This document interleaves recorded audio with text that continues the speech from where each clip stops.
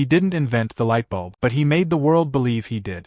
In a world lit by flickering gas and deep shadow, a world where fire was a constant threat and the night was a frontier of darkness, one man promised a new kind of brilliance. His name was Thomas Edison, and it became synonymous with innovation, with genius, with the very spark of a modern idea. But behind the legendary glow lies a story of relentless obsession, brutal rivalry, and the calculated reinvention of history itself.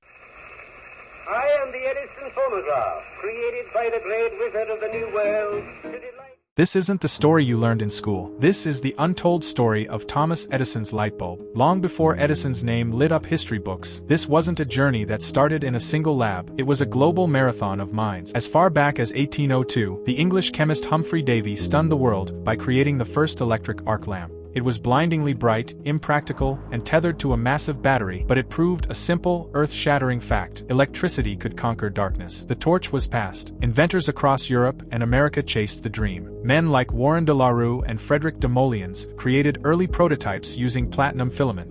In England, a chemist named Joseph Swan was getting dangerously close. By the 1860s, he had a working carbon filament bulb, but there was a problem he couldn't solve. The vacuum pumps of his day weren't good enough, and his filaments burned out in minutes. In total, over 23 inventors had already built functional, if flawed, versions of the incandescent light bulb. So why does one name, Edison, shine brighter than all the rest? Because Edison understood something the others didn't. Invention wasn't just about having the first idea. It was about creating the last idea, the one that worked, the one that sold, the one that stuck. He didn't just build a bulb, he built a narrative. He took the scattered, brilliant, but incomplete ideas of others and turned them into a reliable commercial system. A product, a spectacle. He knew that invention wasn't just about science, it was about story. And Thomas Alva Edison was, perhaps, the greatest storyteller of his time. In 1879, Edison's sprawling research complex at Menlo Park, New Jersey, became a hive of raw obsession. It wasn't just a laboratory, it was something the world had never seen before. Edison called it his invention factory, a place where innovation could be produced on an industrial scale. And the factory's biggest order was to crack the code of the light bulb. The central challenge was the filament, the tiny thread that glows when electricity passes through it. It had to be durable, efficient, and cheap. So Edison and his team of muckers, as he called them, launched an epic hunt. They tested over 6,000 different materials. They tried everything imaginable: cotton and linen threads, meticulously coated, wood splinters, coconut fiber. They even, according to legend, tested strands of beard hair from one of the lab assistants. Failure after failure mounted, but Edison's motto was relentless. I have not failed. I've just found 10,000 ways that won't work. Then, the breakthrough. After months of dead ends, they tested a simple piece of carbonized bamboo fiber, the kind used in a folding fan. It lit up, and it stayed lit for 100 hours, then 500, then over 1,200 hours. This was it, the practical, long-lasting filament that could take electric light from a scientific curiosity to a household reality. By perfecting the vacuum inside the bulb and discovering a reliable filament, Edison had finally made electric light practical. But while the world marveled at the steady, mesmerizing glow, a darker rivalry was brewing. A war was coming, and it would change the course of electrical history forever. Edison had built his empire on direct current, DC. It was safe, he argued, and it worked, but it had a fatal flaw: it couldn't travel long distances without losing power. The world would need a power station on every city block. Then, a former employee, a brilliant and eccentric Serbian inventor named Nikola Tesla, championed a different system: alternating current,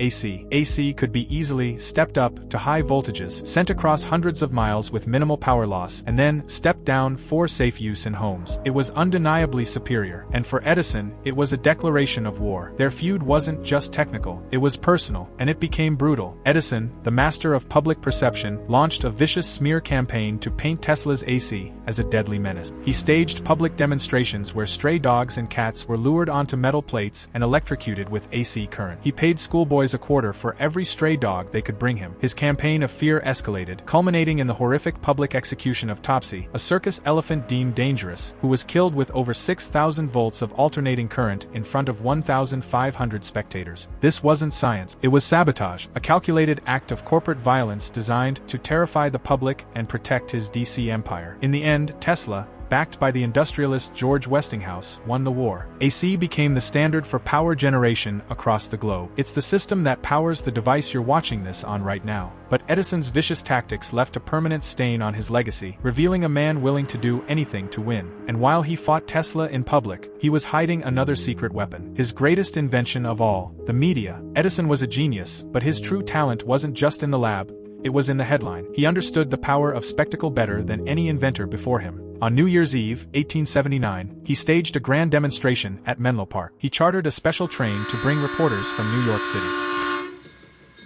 As they arrived, he flipped a switch, and hundreds of bulbs illuminated the entire complex like a fairy tale palace. The press was utterly dazzled. They wrote breathless articles about the Wizard of Menlo Park, who had single-handedly tamed the night. What they didn't know was that the demonstration was a carefully managed illusion. The generators were finicky, and the bulbs were prone to burning out. So Edison's team secretly swapped them out before they could fail, ushering the impressed journalists away before the magic trick could be exposed. His publicity stunts sent shockwaves through the financial market. In London, his dazzling demonstrations and bold claims caused gas company stocks to plummet. Investors panicked. The future had arrived, and Thomas Edison was its prophet. His real power wasn't just in creating a current. It was in creating a narrative, and he knew that controlling that narrative meant controlling the market. Edison's ultimate goal was never just to invent a light bulb. It was to sell an entire world powered by it. He founded the Edison Illuminating Company, a corporate behemoth that would later merge with others to become the legendary General Electric. He didn't just sell bulbs, he sold the whole system. In 1882, he opened the Pearl Street Station in Manhattan, the world's first central power plant. It was an engineering marvel, and it powered an entire square mile of New York City. Edison's company laid the wiring, installed the generators, and built the infrastructure that would become the blueprint for the modern electrical grid. With powerful investors like J.P. Morgan backing him, Edison turned light into profit on an unimaginable scale. He was no longer just an inventor tinkering in a workshop. He was an empire builder, a titan of industry who understood that the real money wasn't in the razor, but in the blades. And like all great empires, his was built on the forgotten ruins of his rivals. The story of the light bulb is littered with the ghosts of forgotten pioneers. Joseph Swan, the English chemist who had a working bulb years before Edison, was perhaps his greatest rival. But Edison's army of lawyers and his powerful marketing machine buried him in patent dispute. Eventually, to avoid a costly legal war in Britain, Edison was forced to merge with him, creating the Edison Company. If you can't beat them, absorb them. He also strategically acquired the work of others. He bought a crucial light bulb patent from Canadian inventors Henry Woodward and Matthew Evans. Their 1874 design was promising, but they lacked the funding and the business sense to commercialize it. Edison saw the potential, acquired the rights, and seamlessly wrote their contribution out of the story. The result? History remembers a single, heroic figure standing alone in the spotlight. But in the shadows stand dozens of other brilliant minds, the scientists, the engineers, the thinkers, whose hands helped him climb to the top. And that is the quiet tragedy of invention. History isn't always written by the victors. It's written by the best publicists.